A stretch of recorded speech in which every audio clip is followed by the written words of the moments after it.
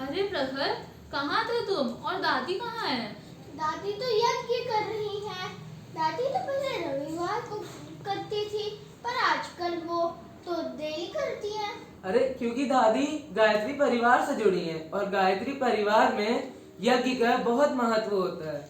गायत्री परिवार से हम लोग भी कितने सालों से जुड़े हैं, हमें भी यज्ञ करना चाहिए। हाँ बिल्कुल सही, हम सबको भी रोज यज्ञ करना चाहिए। हाँ। इस कोरोना वायरस की महामारी के टाइम जो पूरे विश्व में फैला हुआ है और त्राही त्राही मचा रहा है, और अब तो सुनने में आ रहा है कि ये वायरस हवा में भी फैल गया है, तो इसको सही करने के लिए यज्ञ ही एक उपचार बचा है हमारे पास। अरे दीदी, कहाँ ये वायरस और कहाँ पूजा पाठ। हम अब तो इस वायरस के लिए हमारे पास दवाइयाँ हैं, अस्पताल हैं, वैक्सीन है, डॉक्टर्स हैं। तुम इन दोनों को कंपेयर क्यों कर रही हो? दवाइयाँ, अस्पताल, डॉक्टर ये सब तो अपना काम कर ही रहे हैं, मगर हमें अपने लेवल पे भी तो इस चीज़ को सही करने के लिए कुछ करना चाहिए।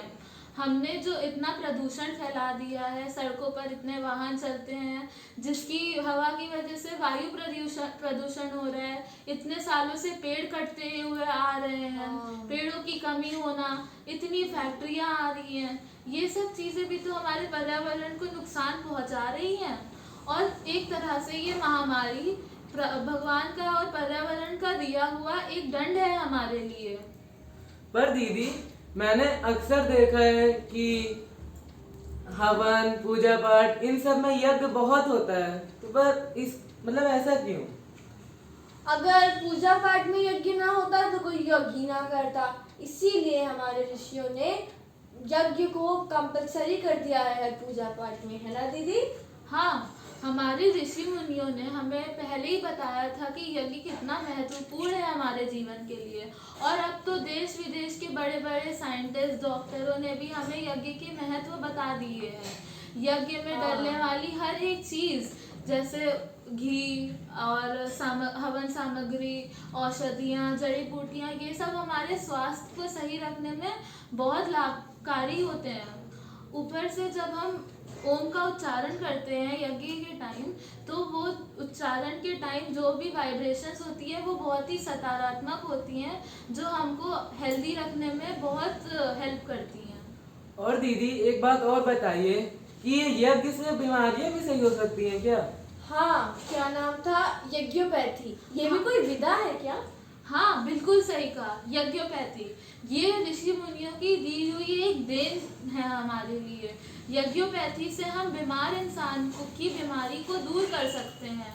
यज्ञोपैथी के टाइम हम बीमार इंसान की बीमारी से जुड़ी जितनी भी औषधियाँ, जड़ी बूटियाँ होती हैं, वो सब हवन में डालकर उसकी जब भाप, उसकी धुआं जब हम बीमार इंसान को देते हैं तो वो उसको सही होने में बहुत लाभकारी होती है और उसको सही होने में प्रयास करती हैं। और अब तो पूरे विश्व में शांति कुंज की इतनी शाखाएं हैं, वहाँ पे इन सब का शोध भी चल रहा है। कुछ शाखाओं में तो इसका प्रयोग तक शुरू हो चुका है। अतः याद रखें 26 मई 2021 दिन बुधवार को बुद्ध पूर्णिमा के दिन समय 9 से 11 के बीच हमें यज्ञ करना है। यज्ञ करने के लिए, यज्ञ इसलिए हो रहा है ताकि हम इस कोरोना महामारी का निवारण कर सकें।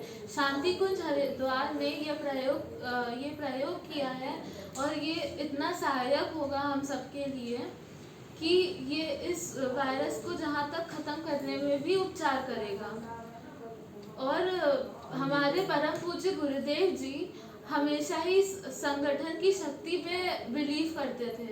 हमें इन सब चीज़ों का ध्यान रखते हुए यज्ञ जरूर करना चाहिए। तो सब बोलिए, हम 26 मई को यज्ञ जरूर करेंगे। कोरोना हारेगा और हम जीतेंगे। बोलिए, परम पूज्य गुरुदेव की जय। वंदनीय माता जी की जय। गायत्री माता की जय। धन्यवाद।